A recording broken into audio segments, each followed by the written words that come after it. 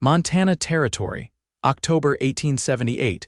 The first frost of the season came silent and sharp, biting through the canvas walls of the bunkhouse and waking Asher Vaughn before the rooster even thought about crowing. He sat up on the edge of his cot, boots already pulled halfway on from the night before, and scrubbed a hand down his face. The sun had not yet risen, but the sky had started to pale at the edges. Out here, life beat to the rhythm of cattle and sky, not clocks.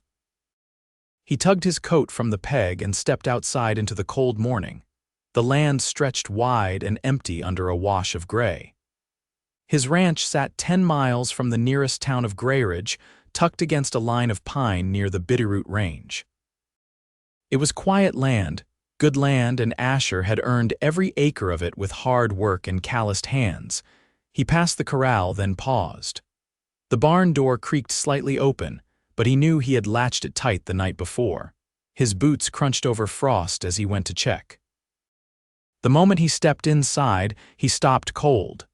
7 children lay curled together on a bed of hay, sleeping so still he feared for a moment they were not breathing.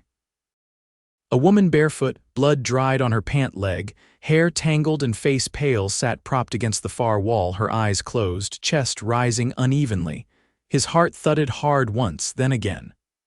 "Ma'am," he asked gently, her eyes opened fast, wild and sharp.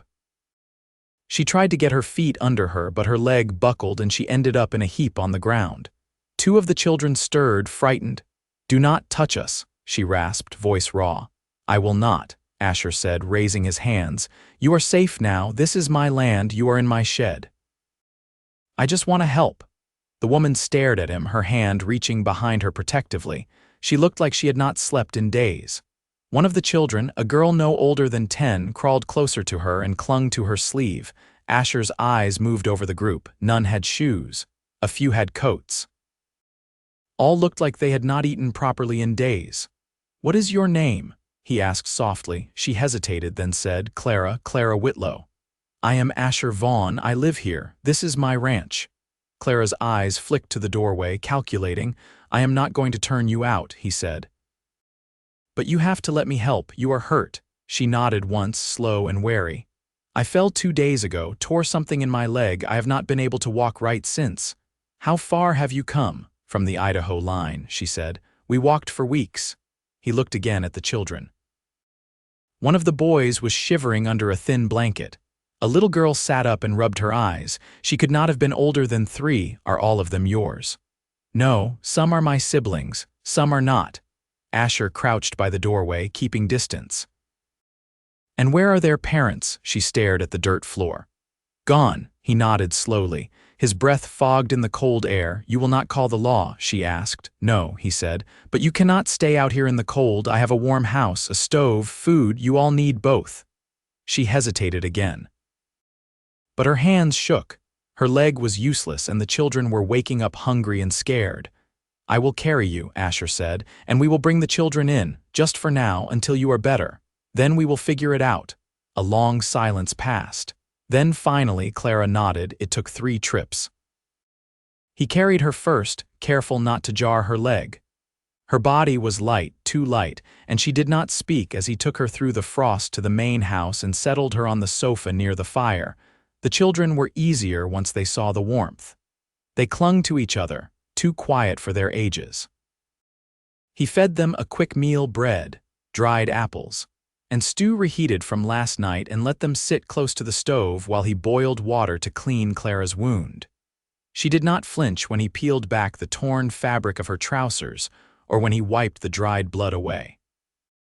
Her skin was hot under his touch, and the swelling in her thigh was bad. "You need rest," he said. "I cannot rest," she whispered. "They need me." "They need you alive," he said firmly.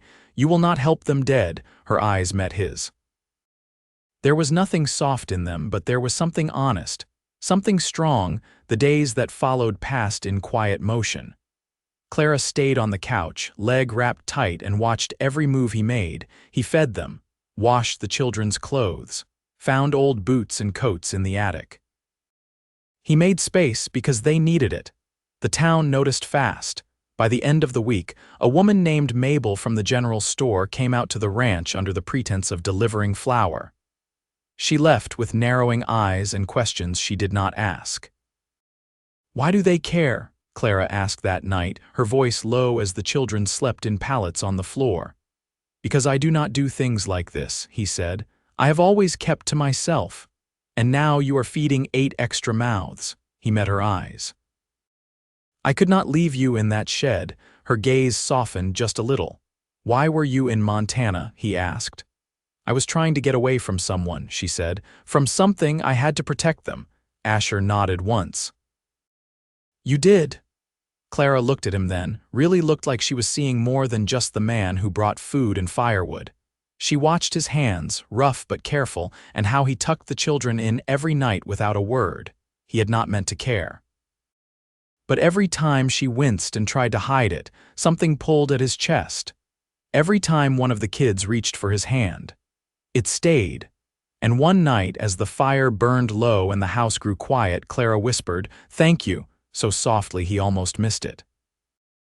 Asher looked at her, the curve of her face in the firelight, and knew something had started, something neither of them had expected.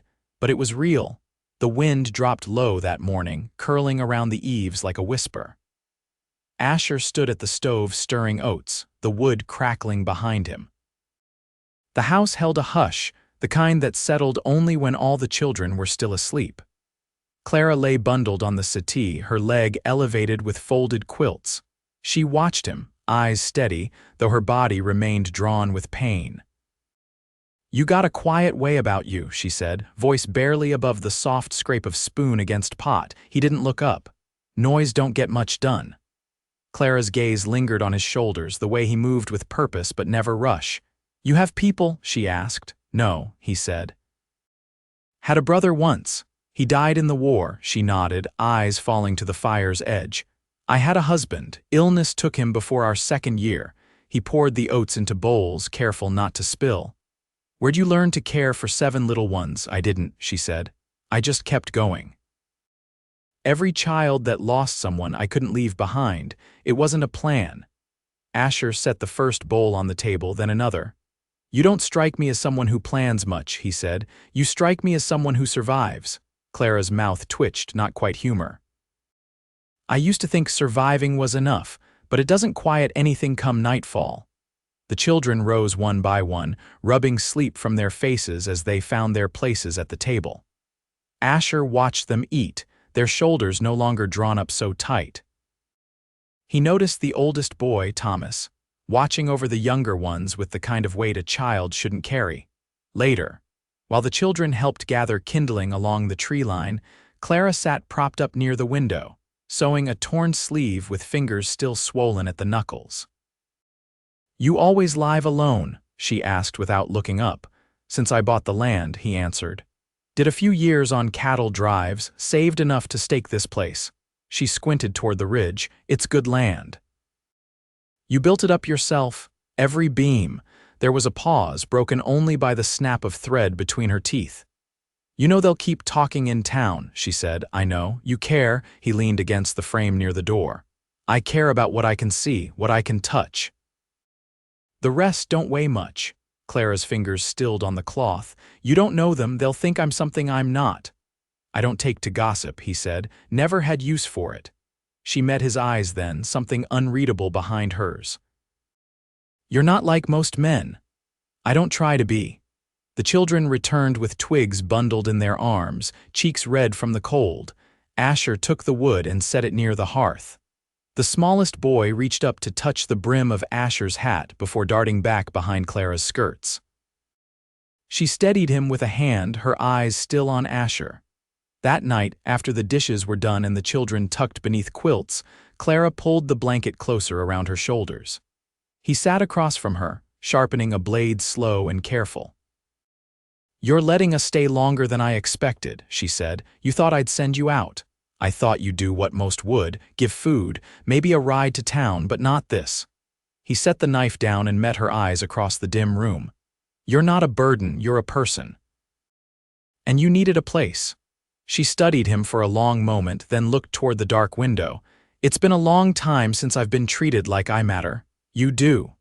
The words settled between them, quiet but solid. Clara didn't speak again after that. But when he rose to add another log to the fire, she watched him as if something had shifted not just in the room but in her. And when he turned back, he saw it too. Snow came early that year. Not heavy, just a fine sifting across the hills, enough to turn the earth pale and make every bootstep crunch. Asher hitched the wagon at dawn and rode out toward the tree line, needing more wood before the freeze deepened. He left Thomas at the house with Clara, who had taken to watching the boy closely when Asher rode out. She never said anything, but the way she passed him tasks mending, sorting dried beans, reading to the younger ones showed she was testing the stretch of his shoulders, the steadiness of his hands. When Asher returned near midday, cheeks raw from the cold, he found the children outside.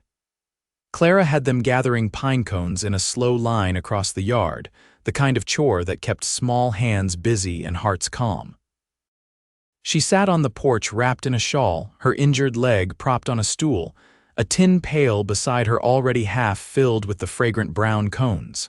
"Teaching them to work?" Asher asked as he stepped down from the wagon. "They need to feel useful," she said, not looking up. "Idle hands get restless." He nodded and began unloading the wood. Thomas ran to help without being asked. Later, while the younger ones napped and the others thumbed through a battered almanac near the hearth, Clara moved slow toward the kitchen, leaning on the wall. Asher was slicing dried venison, eyes on the blade. "I can help," she said. "I can sit. I just need something to do," he gestured to the chair. "There's turnips need peeling." She settled in, hands already reaching for the knife. For a few minutes, only the scrape and thud of steel on wood filled the room. "You ever been married?" she asked, voice low. "No, not even once, no time for it," he said. "Didn't think I had much to offer anyone." Clara peeled another turnip, fingers steady now. "You have a house, a trade, land, that's more than most." He looked at her then. "Those aren't the things that matter most to some women." She didn't answer right away. When she did, her voice had dropped further. "I knew a man once, back in Salmon. He had a kind face, but he liked to remind me how lucky I was to have him." Asher's grip on the knife paused. "Where is he now?" "Gone," she said. "By my choosing." He didn't press, and she didn't explain. The warmth of the stove filled the silence between them. "I don't want to be dependent," she said after a while. "You've been kind, but I know how people talk." "Let them," he said. "You didn't ask for this, and it's not charity, it's just decency." She turned toward him, the firelight catching the curve of her cheek. "It's more than that. You've given us a life we didn't expect." Asher set the blade down and wiped his hands. "You plan to stay long?" Her eyes flicked to the window, where the snow was starting again, thin and steady. "We go, we risk the children freezing. We stay, we risk being seen as squatters." "You're not squatters," he said. "You're guests." Clara studied him. "You'd really have us stay as long as you need." She didn't break her gaze. "Even if it's not temporary?" He stepped toward her then, slow but sure, and rested his hand lightly on the back of her chair. "This house was meant to be filled. I just didn't know it until now." Clara didn't smile. But her fingers curled slightly around his on the wood, and that said more than any words might have. That night, when the wind howled against the windows and the youngest girl whimpered in her sleep, Clara shifted to the floor beside her, stroking the child's hair until she settled. Asher watched from the doorway, the light from the fire catching in his eyes. Something had changed in her. Not just the pain easing from her leg, but the way her shoulders no longer bore the same bracing tension. She wasn't just surviving anymore. She was beginning to allow the shape of comfort to form around her. And Asher, who had spent years in silence, found himself listening for her voice even when she wasn't speaking. The next morning broke beneath a pale stretch of sky, the kind that promised more snow by dusk. Asher hitched the team early, not for supply or wood, but for the schoolhouse down in Grayridge. Clara lingered near the porch, her shawl drawn tight, watching as he adjusted the harness. "You sure about this?" she asked. "They can't fall behind," he said. "Winter's too long for idling." They're not used to being around other children. They'll learn. Clara looked toward the doorway, where the children stood bundled in layers she'd mended herself. The girls clutched each other's gloves, the boys stood with their shoulders squared like they expected trouble. Clara stepped down carefully, her limp still pronounced, but steadier than it had been in weeks. She reached for Asher's arm without asking. He steadied her gently.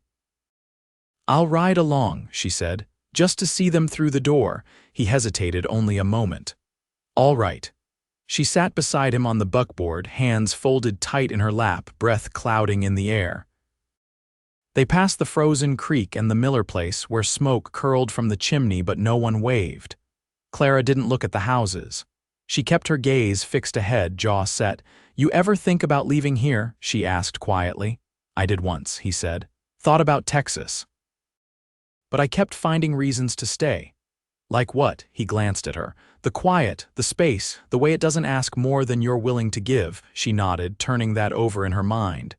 "Back in Salmon, I used to dream about places like this." "You don't anymore." "I might," she said. "If I thought it could last." The schoolhouse came into view, squat and gray, with smoke rising from its chimney. Asher pulled the team to a stop and hopped down. He helped each child from the wagon.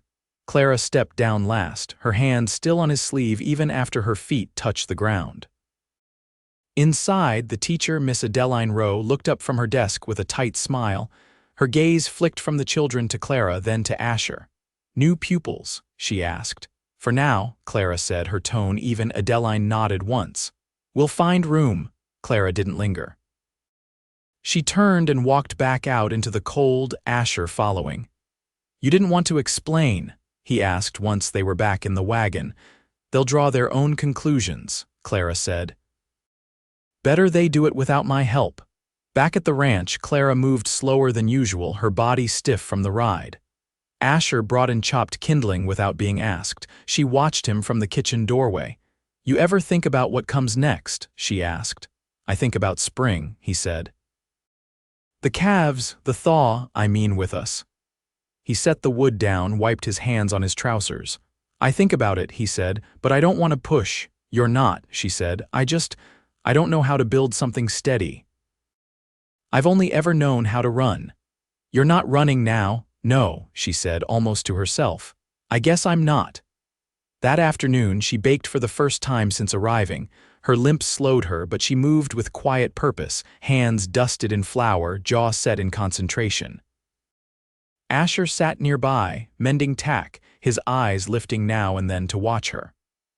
The scent of molasses and cinnamon filled the house as the sun slanted low across the floorboards.